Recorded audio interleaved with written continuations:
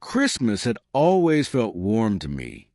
Soft lights, quiet snowfall, the smell of pine needles and sugar cookies drifting through the house.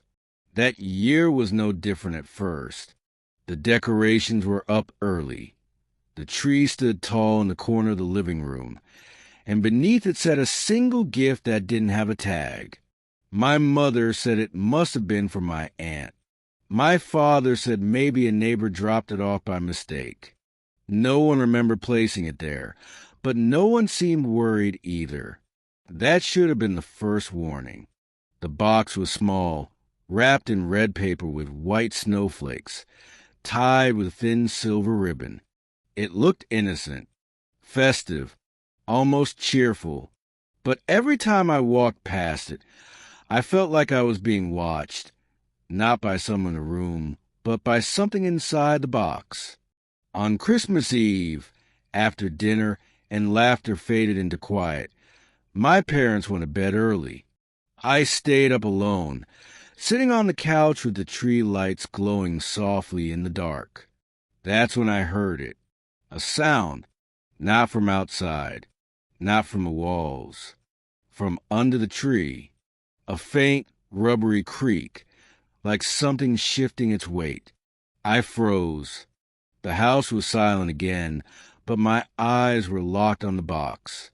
Slowly, carefully, I leaned forward. The ribbon was still tied, the paper untouched. I told myself it was nothing. Maybe the heater turning on. Maybe my imagination. Then the box moved, just slightly, as if something inside had pressed against the cardboard. I didn't sleep that night. Christmas morning arrived with 4 smiles. I didn't mention what I'd seen. When my parents told me to open the gift, my stomach twisted. My fingers shook as I pulled the ribbon loose and peeled back the paper. Inside was a doll. It was small, plush, and oddly detailed, big glassy eyes, a wide stitched smile, and a fuzzy outfit in faded holiday colors. It wore a tiny Santa hat tilted slightly to one side. My mother laughed. "It's cute," she said, but it wasn't. The doll's eyes weren't quite right.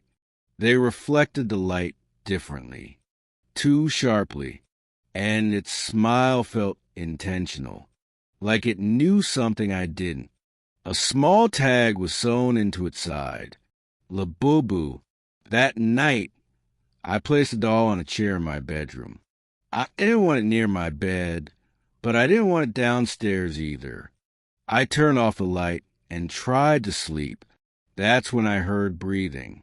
Slow, shallow, right beside my ear.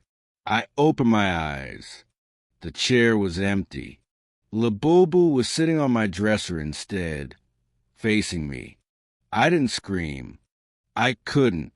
My body felt locked in place as the doll's head tilted slightly to the side.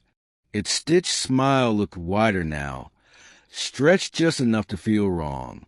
Then it whispered, not words, not a voice, just a sound, like fabric scraping against bone. I hid the doll in the closet the next morning. When I came home from school, it was back on my bed. When I threw in the trash outside, it was waiting on my pillow that night. My parents didn't believe me. "They're just bad dreams," my mother said. But the dreams didn't stop. In them, LABUBU stood at the foot of my bed, its shadow stretching unnaturally long across the floor. In the dreams, it moved closer every night. And every time it did, something else in the house stopped working. Lights, clocks, doors. On the final night of Christmas break, I woke to silence so deep it hurt my ears.